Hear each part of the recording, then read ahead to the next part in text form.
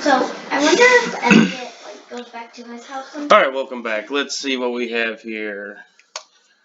Where are we at? So the first video didn't record, so we're going to try this all over again. Yeah, we had a bit of an audio issue the first time, which, if some of you go back and... Are we uploading that one? No, we're just going to throw it in the fire. It's definitely better. It has sound issues, super it has miserable. everything issues with it. Yeah, it was really poor. So, anyway, we're back. We're doing another video. We're playing Rakdos Sacrifice, a variation that 8-0'd day one of the Red Bull tournament. And it's a pretty sweet list. And, we're just gonna kind of learn with all of you how good this thing is. So yep. So the notable cards that are in the list, we have Light Up the Stage, not normally known in the list, and we have the 1 of Rick Smalley along with a 1 of Croxa. The only other cards that's really interesting is like Knight of the Heaven Legion, but that's been on the low uptick anyway.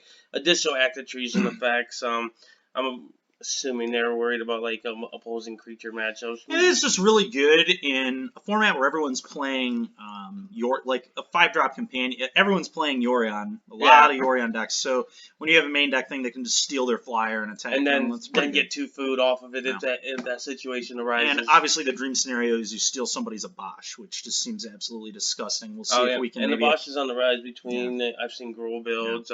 We'll see if we can accomplish that in the video. That'd be kind of cool. And we have the future. We have mono red Yorion running around out here. Oh yeah, that was a really cool idea. I don't think it's good. Making your mono red deck 80 cards and less consistent doesn't seem super good to me. They said that about other Yorion decks when it first came out too. Yeah, the thing is though, other Yorion decks are playing cards that make them really consistent. Mono red, think about how good Light Up the Stage is, right? That's really your only card advantage spell, and you're just making it way less likely to hit that card or hit the super busted draws of 1 drop, banner, 1 drop.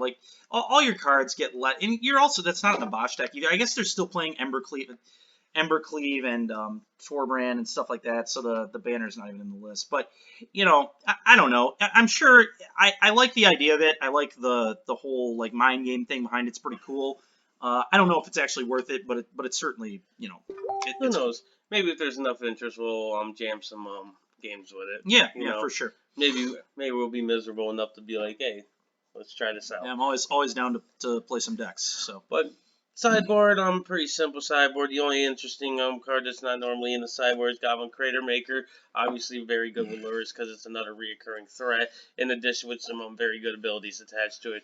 Hitting colorless cards like Witch's Oven, we have Lucky Clover, just to name a few. And then also being able to just nuke things like Luca targets, which is very good. Being able to blow up the 0-4 off of Birth of Melodus is super sweet. I'd imagine in the Yorion matchup, that's probably not a matchup you're super excited to bring in Shieldbreaker in, but Crater Maker is a lot more reasonable.